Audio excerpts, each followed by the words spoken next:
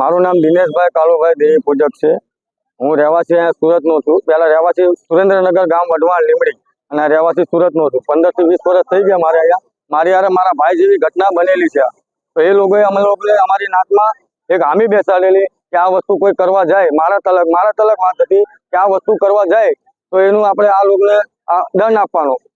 તો એ દંડ કેવો હતો? 20,000 રૂપિયા એ લોકોને 6 મહિના માટે અમે આપેલા। તો 6 મહિના ચાલ્યા ગયા, અમે એવો કદમ કોઈ ઉપાડેલો નહીં।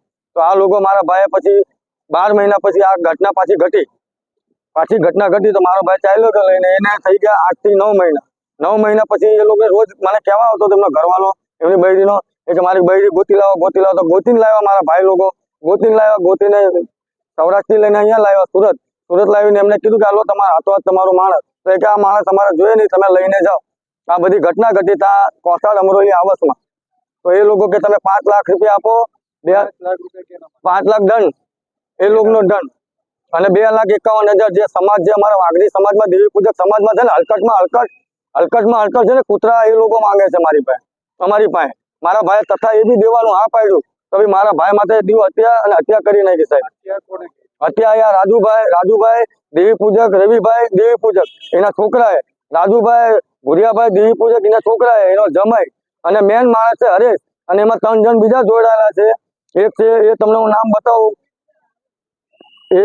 એ માણસનું નામ હવે હેમુભાઈ છે અને એક છે પછી બીજા છે એમનું નામ તો મને રાત્રે એ લોકો જહાંગીરાબાદ લઈ ગયેલા। જહાંગીરાબાદ જે એસએમસી કોટેજ મોદી આવાસ નવા બનેલા છે 11મા માળે મને ઘર પાસ થયું છે, એના હામોહામાં ઘટના ઘટેલી છે।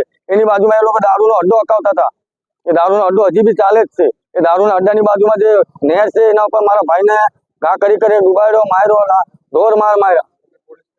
પોલીસને તરત અમે તાબી નથી ગયો, પેલા પોલીસ ચોકી અડાજણ ગંગેશ્વર મહાદેવ એના 5 જણ 6 જણ બેહેલા, એ લોકોને મને ગાળાગાળી આપી। એ 5 જણ બેસેલા એમાં એક જણ તો આટલામાં હતા, એ મને દેખાતા નથી, હું તમને કહું। હા, પોલીસ વાળા કે છૂટ મારીનો અહીંયા હું આવો છો, એ કેસ તમને અહીંયા લાગે કે અહીંયા નહીં લાગે કે જહાંગીરપુરા કેટલા હું રહું છું અડાજણમાં અહીંયા ગંગેશ્વર મહાદેવ રહું છું, મારો કેસ તા કેમ લાગે જહાંગીરપુરા? મારો રવતા લાગે ને વિસ્તારમાં સાહેબ। તો એ લોકો મારો કેસ લીધો ને કમ્પ્લેટ એ કે 100 નંબરમાં કમ્પ્લેટ કરતો, 100 નંબરમાં કમ્પ્લેટ કર્યો તો 100 નંબરમાં એક રાંદલવાળા આવ્યા, એક ગંગેશ્વર મહાદેવ વાળી જીપ આવી અને એક જહાંગીરાબાદની આવી। 3 જીપ આવી, ખાલી એકવાર કઈ કર્યું ને ખાલી પૂછતાછ કરી।